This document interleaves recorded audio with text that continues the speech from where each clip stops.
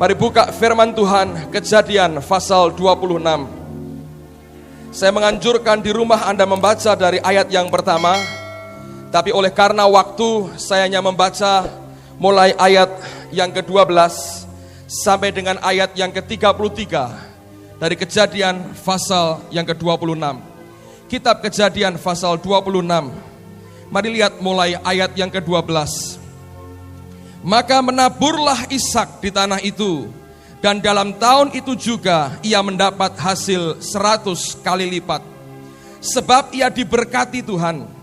Dan orang itu menjadi kaya, bahkan kian lama kian kaya, sehingga ia menjadi sangat kaya. Ia mempunyai kumpulan kambing domba dan lembu sapi, serta banyak anak buah, sehingga orang Filistin itu cemburu kepadanya. Segala sumur yang digali dalam zaman Abraham ayahnya oleh hamba-hamba ayahnya itu telah ditutup oleh orang Filistin dan ditimbun dengan tanah. Lalu kata Abimelekh kepada Ishak, "Pergilah dari tengah-tengah kami, sebab engkau telah menjadi jauh lebih berkuasa daripada kami." Jadi pergilah Ishak dari situ dan berkemahlah ia di lembah Gerar, dan ia menetap di situ. Kemudian Ishak menggali kembali sumur-sumur yang digali dalam zaman Abraham ayahnya dan yang telah ditutup oleh orang Filistin sesudah Abraham mati. Disebutkannya nama sumur-sumur itu menurut nama-nama yang telah diberikan oleh ayahnya. Ketika hamba-hamba Ishak menggali di lembah itu, mereka mendapati di situ mata air yang berbual-bual airnya. Lalu bertengkarlah para gembala Gerar dengan para gembala Ishak. Kata mereka, "Air ini kepunyaan kami." Dan Ishak menamai sumur itu Esek, karena mereka bertengkar dengan dia di sana. Kemudian mereka menggali sumur lain dan mereka bertengkar juga tentang itu. Maka Ishak menamai sumur itu Sitna. Ia pindah dari situ dan menggali sumur yang lain lagi. Tetapi tentang sumur ini mereka tidak bertengkar. Sumur ini dinamainya Rehobot. Dan ia berkata, "Sekarang Tuhan telah memberikan kelonggaran kepada kita, sehingga kita dapat beranak cucu di negeri ini." Dari situ ia pergi ke Beersheba. Lalu pada malam itu Tuhan menampakkan diri kepadanya serta berfirman, "Akulah Allah ayahmu Abraham. Janganlah takut, sebab aku menyertai engkau. Aku akan memberkati engkau dan membuat banyak keturunanmu karena Abraham hambaku itu." Sesudah itu Ishak mendirikan mezbah di situ dan memanggil nama Tuhan. Ia memasang kemahnya di situ, lalu hamba-hambanya menggali sumur di situ. Datanglah Abimelekh dari Gerar mendapatkannya bersama-sama dengan Ahuzat sahabatnya dan Pikol kepala pasukannya. Tetapi kata Ishak kepada mereka, "Mengapa kamu datang mendapatkan aku? Bukankah kamu benci kepadaku dan telah menyuruh aku keluar dari tanahmu?" Jawab mereka, "Kami telah melihat sendiri bahwa Tuhan menyertai engkau. Sebab itu kami berkata, baiklah kita mengadakan sumpah setia antara kami dan engkau, dan baiklah kamu mengikat perjanjian dengan engkau, bahwa engkau tidak akan berbuat jahat kepada kami, seperti kami tidak mengganggu engkau, dan seperti kami semata-mata berbuat baik kepadamu, dan membiarkan engkau pergi dengan damai. Bukankah engkau sekarang yang diberkati Tuhan?" Kemudian Ishak mengadakan perjamuan bagi mereka. Lalu mereka makan dan minum. Keesokan harinya pagi-pagi bersumpah-sumpahlah mereka. Kemudian Ishak melepas mereka dan mereka meninggalkan dia dengan damai. Pada hari itu datanglah hamba-hamba Ishak memberitahukan kepadanya tentang sumur yang telah digali mereka, serta berkata kepadanya, "Kami telah mendapat air." Lalu dinamainyalah sumur itu Sheba. Sebab itu nama kota itu adalah Beersheba sampai sekarang. Saya mau sampaikan beberapa poin yang Tuhan taruh di dalam hati saya. Kita percaya tahun ini merupakan tahun pemulihan, the year of total recovery. Saudara percaya itu? Saya makin yakin dan saya makin percaya setiap kali saya melihat bagaimana Allah bekerja. Saya mendengar banyak orang bersaksi bagaimana Tuhan memulihkan hidup dan keluarga mereka, saya makin yakin bahwa tahun ini betul-betul tahun pemulihan buat gereja lokal, buat orang-orang percaya yang cinta akan Tuhannya. Nah, malam hari ini saya mau mengajak kita melihat kembali akan beberapa aspek yang kita perlu perhatikan supaya kita disiapkan Allah untuk sanggup menerima pemulihan yang Tuhan sediakan bagi kita. Anugerah Allah buat kita seperti sebuah air terjun yang abadi, yang airnya, debit airnya dicurahkan, dilimpahkan dengan begitu luar biasa, unlimited, tanpa batas. Lalu masing-masing kita membawa akan apa yang kita punya untuk menampung akan air itu.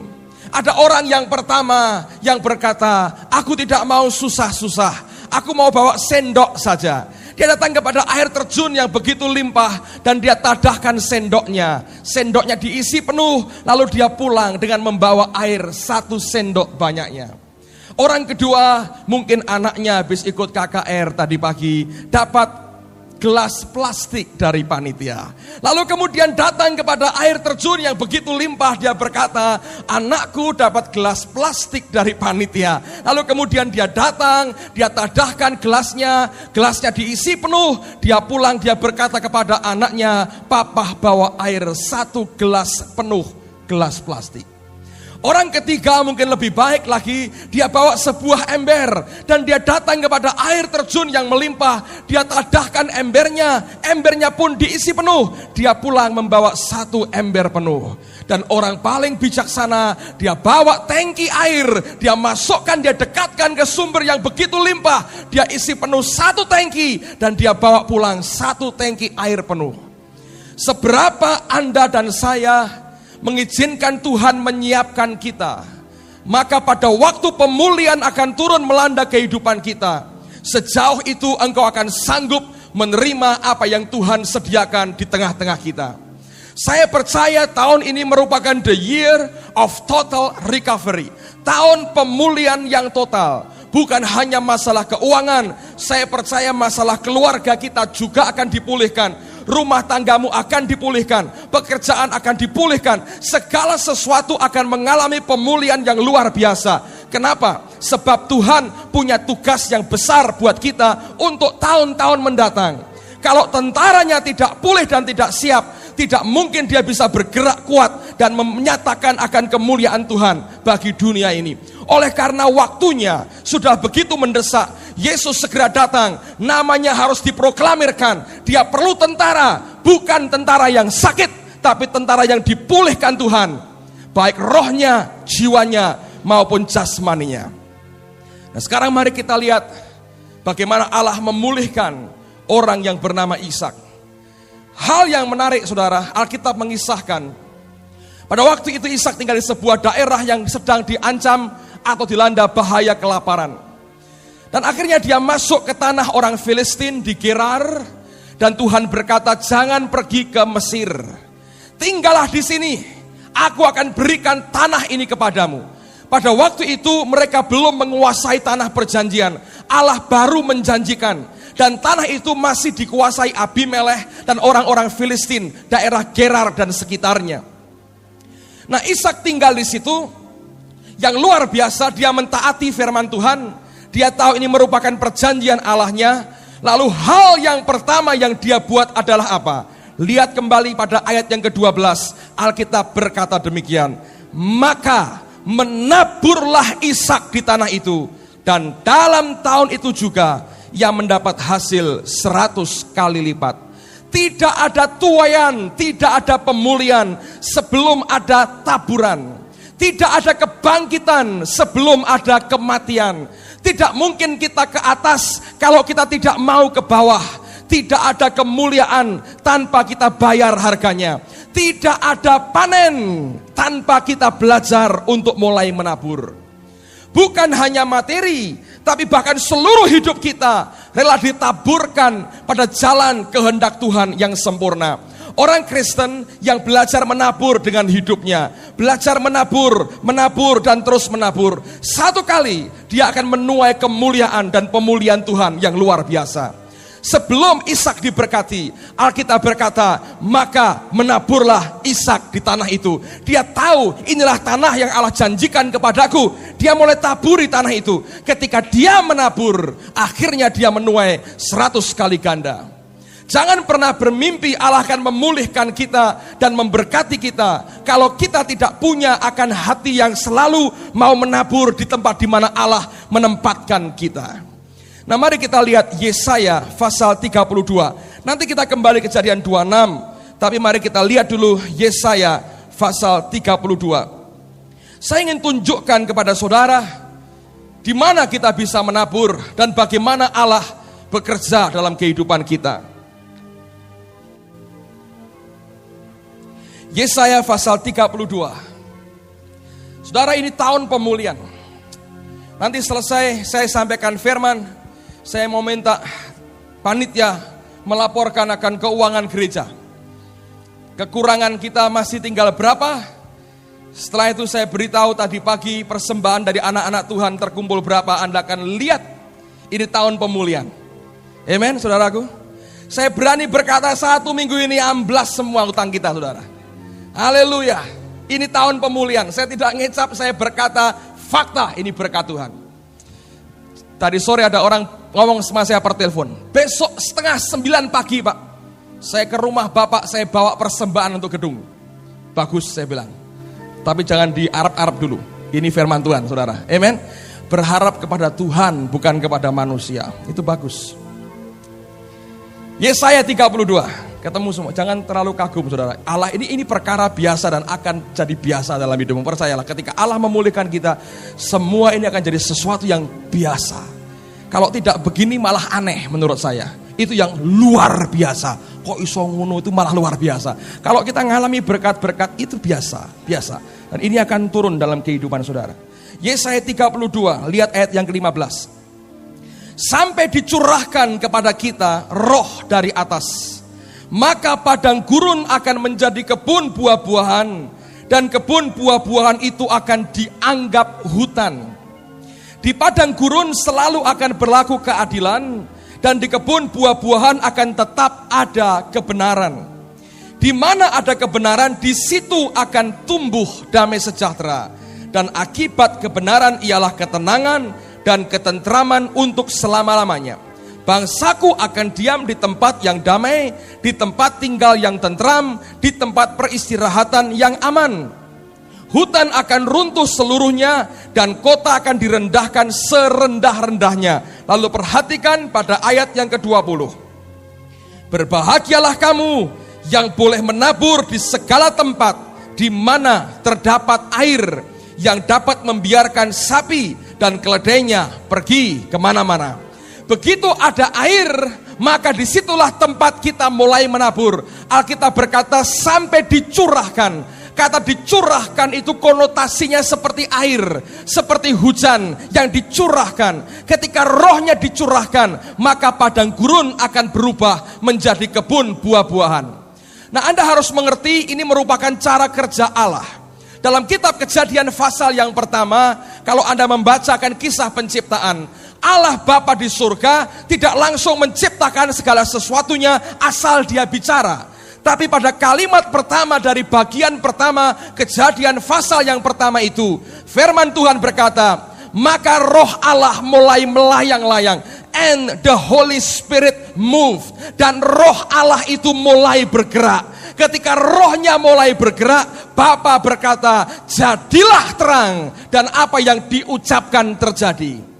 Bapa sendiri kalau bekerja, dia menantikan Roh Kudus bergerak di depannya. Ketika rohnya mulai bergerak, Roh Kudus ini fungsinya mengerami. Anda boleh punya telur seperti apapun juga, tanpa induk ayam untuk bisa mengerami, tidak pernah ada kehidupan yang keluar dari telur itu. Nah, Roh Kudus ini fungsinya untuk mengerami. Ketika dia mulai bergerak, sepertinya Alkitab berkata dia mulai mengerami. Dan Tuhan berkata, jadilah terang, dan terang itu jadi. Orang Kristen seharusnya merupakan pribadi-pribadi yang sanggup memimpin dalam banyak perkara di dunia ini. Kalau dia mulai peka, melihat dan mendengar apa yang Tuhan kerjakan dan Tuhan katakan. Sebab kita hanya mengikuti saja apa yang rohnya kerjakan. Kemana rohnya bergerak, kita ikuti, ditaburi. Di mana ada roh Allah bergerak dengan bebas, engkau taburi, maka Yesaya akan digenapi. Berbahagialah orang yang boleh menabur di segala tempat di mana terdapat air. Ketika rohnya dicurahkan, padang gurun berubah menjadi kebun buah-buahan. Kenapa? Di mana roh Allah dicurahkan, umat Allah mulai menabur, padang gurun akan berubah. Kalau engkau merasa kering, ketika rohnya turun, engkau taburi, sesuatu akan terjadi. Hidupmu akan limpah dengan anugerah Tuhan yang luar biasa. Yang pertama, pemulihan hanya terjadi kalau orang percaya belajar untuk menabur. Kalau Anda belajar untuk menyimpan, tidak pernah ada pemulihan. Kalau Anda belajar untuk menabur, akan terjadi pemulihan yang luar biasa. Yang kedua, ini hal yang aneh. Balik ke Kejadian pasal yang ke-26. Tidak perlu saya baca kembali akan cerita ini, tapi saya mau ceritakan untuk mengulang saja apa yang terjadi. Dengarkan baik-baik, saudara. Abraham pernah tinggal di daerah yang sama. Dan selama Abraham hidup, karena dia nomaden, dia berpindah-pindah, setiap kali dia berhenti, dia mulai menggali sumur. Dan sumur yang dia gali itu mengeluarkan akan air. Lalu kemudian ketika dia pindah, dia gali sumur di tempat yang baru. Setiap kali Abraham menggali sumur, maka air keluar, memancar, luar biasa. Tapi kemudian ketika Abraham mati, Alkitab mengatakan orang-orang Filistin menutup kembali akan sumur-sumur Abraham. Kenapa? Dapat dipastikan karena sumur itu kering. Sebab zaman dulu sumur merupakan sesuatu yang sangat berharga. Mata air itu perkara hidup atau matinya suatu suku. Kalau mereka menemukan mata air yang luar biasa, ditinggal pergi oleh orang, mereka akan kuasai itu. Bahkan mereka bisa bertempur, berperang, membunuh orang lain oleh karena mata air. Berkali-kali Alkitab berkata ribut soal mata air. Jadi ketika Abraham mati, apa yang pernah digali yang menghasilkan itu didatangi oleh orang kafir, dan kemudian akhirnya sumurnya berhenti mengalirkan air. Orang Filistin begitu marah, dia timbun semua sumur daripada Abraham. Ketika Ishak dewasa, dia masuk ke daerah yang sama yang pernah didatangi oleh Abraham. Apa yang dia buat? Alkitab berkata dia menggali lagi sumur-sumur Abraham.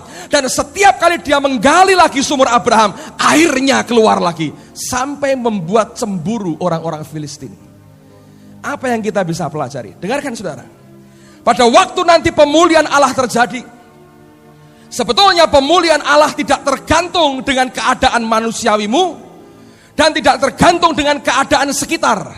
Sepenuhnya mutlak ketergantungan itu hanya kepada Allah. Kalau Allah berkata engkau diberkati, engkau diberkati saudara. Kalau Allah berkata aku pulihkan engkau, engkau dipulihkan. Keadaan boleh berkata tidak mungkin, orang lain sudah mengerjakan dan tidak berhasil, sumur ini sudah kering. Tapi ketika orang yang diurapi Tuhan, orang yang dikasih Allah menggali di tempat orang berkata kering, maka airnya akan keluar kembali. Ingat ketika Yesus bertemu dengan Petrus pada waktu pagi hari, pulang dari Danau Galilea dalam keadaan perahu kosong, tidak ada ikan sama sekali. Dan Tuhan berkata, tebarkan jalamu lagi. Petrus berkata, Tuhan, semalaman aku kerja, aku tebarkan jalaku, tidak ada hasilnya. Tapi karena engkau yang mengatakan, baik aku lakukan juga. Alkitab berkata dia tebarkan jalannya, maka kapalnya syarat dengan ikan dan bahkan hampir tenggelam saudara. Tuhan tidak peduli dengan keadaan sekitar. Kalau dia mau memulihkan kita, engkau akan dipulihkan. Kalau dia berkata aku pulihkan dia, engkau dipulihkan. Kalau Allah berkata aku angkat dia, engkau akan diangkat. Tidak peduli dengan keadaan sekitar dan realitas sekitar kita. Yang peduli adalah apakah Allah berkata ya atas kehidupan kita. Sumur Abraham kering di tangan orang kafir. Tapi ketika Ishak menggali kembali akan sumur itu, firman Tuhan berkata dia mendapatkan airnya. Yang ketiga, dengarkan saudara. Ada beberapa sumur yang kemudian digali kembali oleh Ishak. Dan setiap sumur ini saya melihat adalah suatu perjalanan rohani, pertumbuhan iman kita. Ketika Ishak mulai menggali sumur di lembah, dia temukan air lagi. Orang kalau diberkati, Anda boleh tendangi orang itu kemanapun. Kemanapun dia pergi, dia mesti diberkati. Repot ketemu orang begini. Anda boleh usir, gusur kemana. Diusir sama Abimelekh, pergi dia. Gali sumur, dapat lagi airnya. Mau dibawa kemanapun karena Allah menyertai, saudara. Luar biasa. Nah, dengar apa yang terjadi.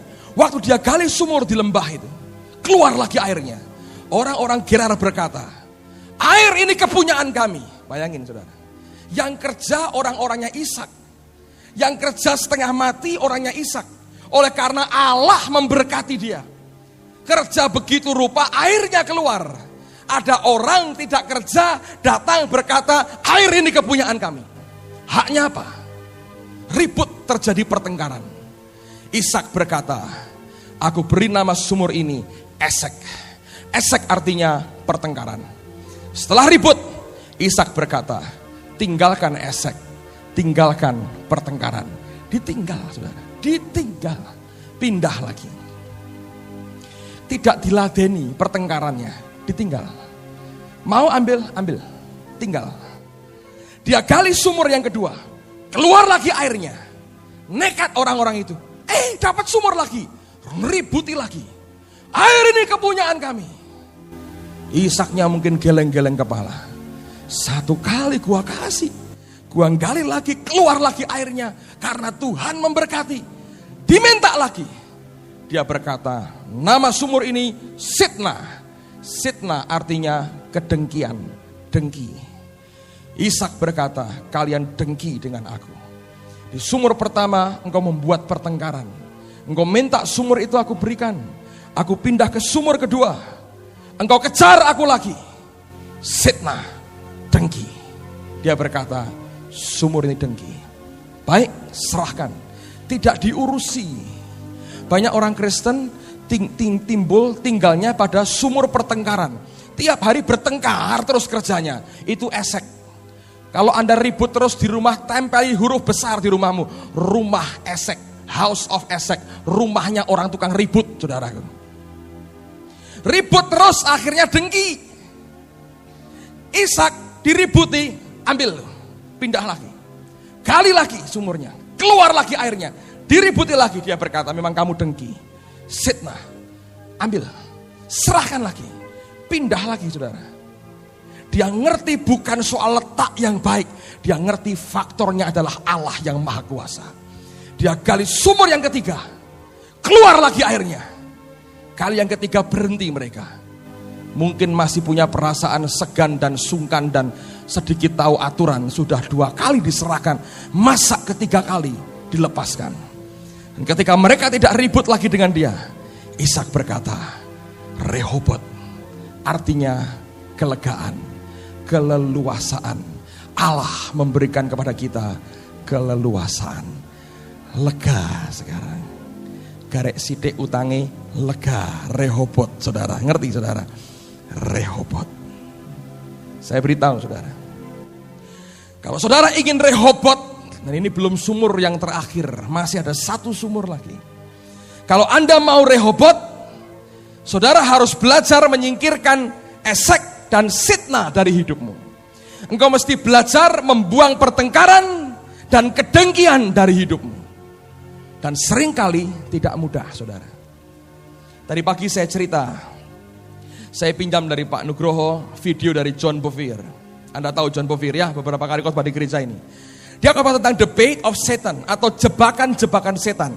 Dan itu isinya tentang kesembuhan batin dan pengampunan. Kira-kira garis besarnya begini ceritanya. Saya tidak bisa ceritakan persis apa yang dia saksikan, tapi saya tahu garis besarnya. Ada seorang ibu yang bertahun-tahun minta dipenuhi Roh Kudus. Didoakan berkali-kali tidak terjadi apa-apa. Satu kali datang kepada John dan berkata, kenapa aku alami seperti ini? Ketika didoakan, ternyata ibu ini bersaksi, cerita. Aku ditinggal pergi oleh suamiku beberapa tahun yang lalu. Suamiku kawin lagi dengan wanita lain. Akhirnya aku lahir baru, aku bertobat, aku belajar mengampuni. Dan aku sudah mengampuni dia. Aku tidak menuntut dia untuk kembali kepadaku. Aku mengampuni dia dan kenyataannya hidupku sekarang lebih baik, aku diberkati. Suamiku hidupnya gak karuan, melarat dia. Jadi ya aku diberkati Tuhan, cukup aku tidak minta dia kembali. Kalau kembali malah nanti ngentek-ngentek ke duit, kira-kira gitu saudara. Lalu didoakan lagi, didoakan. Apakah betul kamu sudah ngampuni? Sudah. Lalu ada hikmat yang Tuhan berikan dan John bertanya begini. Kalau engkau boleh dimintai kehendakmu sekarang, tanya kehendakmu. Kira-kira apa yang engkau kehendaki? Kalau engkau boleh memiliki satu permintaan tentang suamimu ini. Apakah engkau masih ingin dia kembali? Tidak. Tapi saya masih punya satu keinginan yang kuat, dia berkata. Saya tidak mengharapkan suami saya kembali, tapi saya punya satu keinginan yang kuat. Apa itu? Saya hanya ingin dia datang kepada saya dan berkata, istriku, ternyata engkau benar dan aku salah. Itu saja. Aku hanya butuh pengakuan. Dia berkata, engkau benar dan aku salah. Dan John berkata, itu adalah akarnya. Sepertinya engkau sudah mengampuni, tapi sebetulnya ada keinginan untuk balas dendam dari hatimu. Dan dendammu bukan untuk membalas menghancurkan dia, hanya ingin melihat dia berkata, ngaku kamu benar dan aku salah. Saya beri nama itu Yefta Syndrome, saudara. Saudara tahu Yefta? Yefta dalam perjanjian lama merupakan salah seorang hakim. Saya cerita apa adanya. Karena sering kali kita mencari pengakuan dari orang semacam itu. Pokoknya durung dia ini ngakoni salah, yurung lego hatiku. Kan begitu saudara ya. Banyak orang tertawa itu, aku yo rasanya begitu. Dan perlu bertobat hari ini saudara. Nah Yefta ini anak perempuan Sundal. Jadi dia anak dari perempuan Sundal. Ketika dia lahir dia punya saudara-saudara tiri. Ketika dia mulai beranjak remaja, dia ditolak luar biasa oleh saudara-saudara tirinya karena dianggap sebagai anak buangan. Dia begitu kecewa karena direndahkan, dihina dan dibuang. Dia akhirnya pergi dan dia bergabung dengan para perampok. Sampai akhirnya jagoan ngerampok, jagoan berantem, jagoan perang. Dia jadi pemimpin para perampok. Nah satu kali Israel mengalami gangguan dari suku-suku lain. Mereka tidak sanggup mengatasi. Lalu keluarga daripada saudara-saudara tiri Yefta ini ingat akan Yefta. Sebenarnya kita punya jagoan berantem itu namanya Yefta, bekas saudara tiri kita. Lalu mereka datang berkata, Yefta tolong kami. Kalau engkau bisa melepaskan kami dari tangan musuh kami, aku jadikan engkau pemimpin kami. Nah itu yang dia tunggu. Ada sindrom, obsesi, ingin diakui, ya aku ini benar, lu yang keliru. Selama ini kamu tekan saya, aku benar, kamu salah. Dan itu baik, kalau gitu sumpah. Nah karena kerinduan yang begitu besar untuk menang, sampai Yefta ini sumpah. Kalau engkau memberi aku kemenangan Tuhan, nanti orang pertama atau siapapun yang nyambut aku keluar dari rumahku, aku korbankan kepadamu. Betul dia menang saudara. Tapi sumpah itu tidak perlu dia ucapkan sebetulnya. Tapi keluar kenapa? Karena keinginannya untuk dianggap, diakui sebagai orang yang benar. Yang keluar siapa tahu? Putri tunggalnya menari di hadapan Yefta, nangis hancur hatinya. Memang banyak orang berkata perempuan tidak disembelih dan dikorbankan kepada Allah karena Tuhan tidak mau korban penyembelihan manusia semacam itu. Tapi orang berkata dia harus masuk ke bait Allah, tidak boleh kawin, sampai mati dia harus melayani di situ dan tidak boleh menikmati masa mudanya sama sekali. Saudara, itu bagian yang tidak perlu dialami Yefta. Kalau bukan obsesinya ingin dikatakan kamu benar dan kamu pemimpin kami. Tinggalkan pertengkaran, tinggalkan dengki saudara. Kalau engkau bisa tinggalkan semuanya ini, Allah akan mulai berikan kelonggaran kepadamu.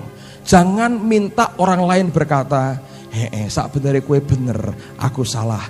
Legone hati kita luar biasa.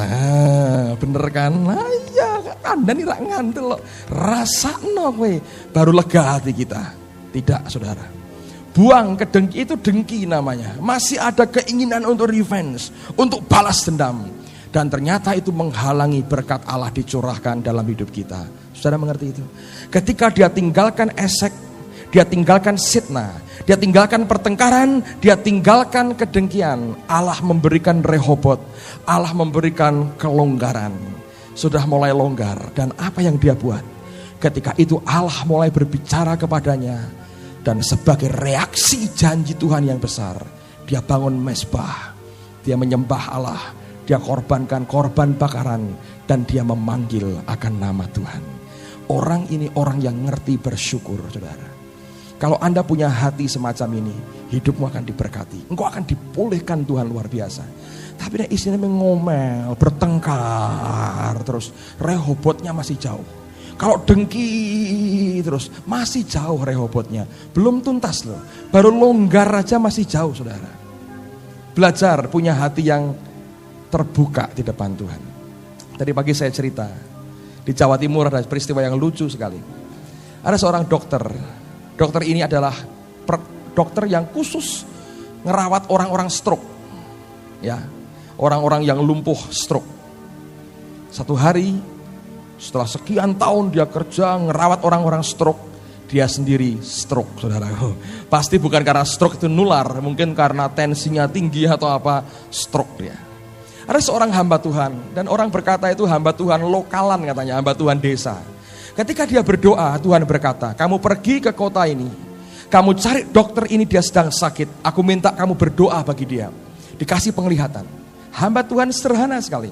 Dia cari rumah dokter ini, ketemu dengan istrinya, tanya, Pak dokter apakah sakit? Betul. Bapak tahu dari mana? Tuhan yang memberitahu saya.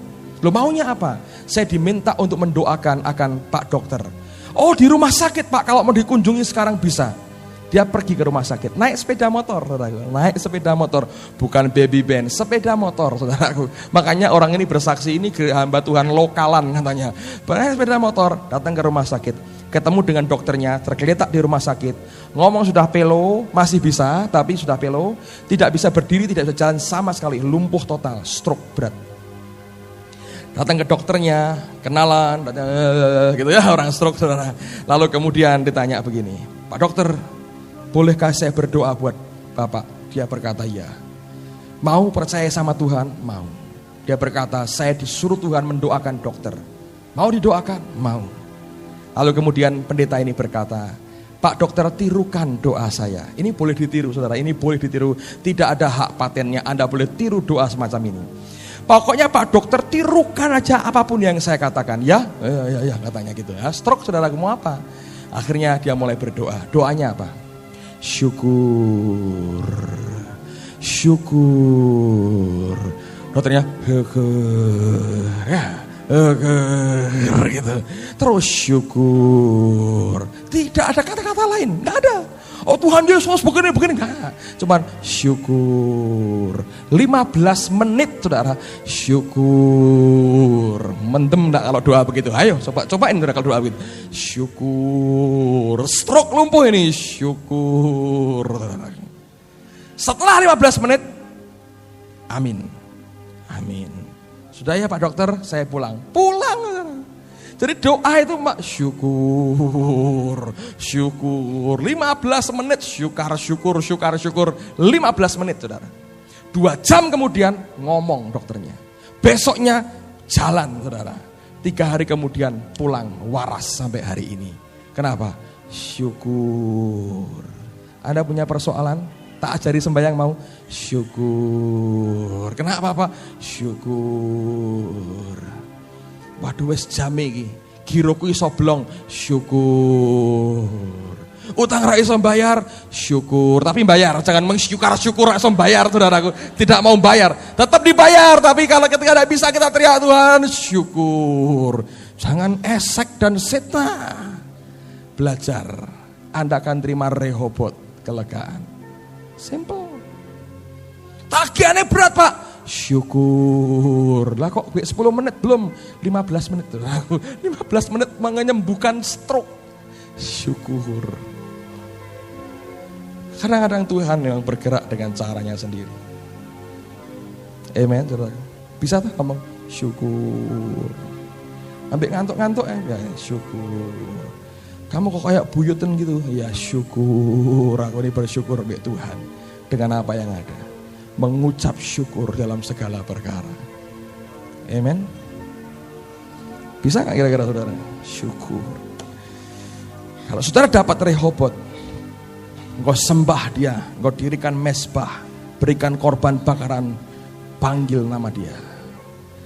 Abimelekh datang dan minta berdamai. Dan pada waktu digali sumur keempat, airnya keluar lagi. Saudara, apa yang terjadi? Ketika sumur itu menghasilkan air, Ishak berkata, namanya Sheba. Dan Sheba itu artinya 7. Dan 7 itu adalah simbol perfection, kesempurnaan. Abraham pernah memberi nama daerah itu juga Sheba. Dalam bahasa Indonesianya tidak ada perbedaan Sheba dan Sheba. Tapi sebetulnya ada perbedaan antara nama yang diberikan Abraham dengan nama yang diberikan oleh Ishak. Apa perbedaannya? Abraham memberi nama Sheva. Sheva dari kata itu Sheba tapi bentuk laki-laki. Ya, dalam bahasa Ibrani ada bentuk laki-laki, yaitu Sheva. Tetapi Ishak memberi bentuk perempuan, yaitu Shiba. Dua-duanya diterjemahkan Sheba, tapi sebetulnya Abraham memberikan bentuk kata laki-laki, Ishak memberi bentuk perempuan. Saya renungkan, Tuhan, ini artinya apa? Bentuk laki dan perempuan. Dan Tuhan berkata, apa yang diselesaikan dengan sempurna oleh Abraham, diteruskan dengan sempurna oleh Ishak. Apa yang pernah diselesaikan oleh Yesus dengan sempurna sebagai mempelai laki-laki, gerejaku sebagai mempelai wanita akan sampai juga menyempurnakan akan apa yang pernah diselesaikan oleh Yesus dalam hidup kita. Kalau kita bisa mengerti prinsip ini, Allah akan membawa kita pada perfection, pada kesempurnaan yang luar biasa. Amen, saudaraku. Nah, belajar pada hari ini mengucap syukur dengan apa yang Dia beri. Saya berdoa supaya hati kita mengizinkan Tuhan membawa dalam suatu perjalanan. Esek dibuang, Sitna disingkirkan dari hidup kita. Engkau akan terima Rehobot, kelegaan. Pada waktu engkau terima Rehobot, engkau terima kelegaan, saudara akan tahu bahwa Allah akan memberikan kesempurnaan kepada kita. Amen, saudaraku.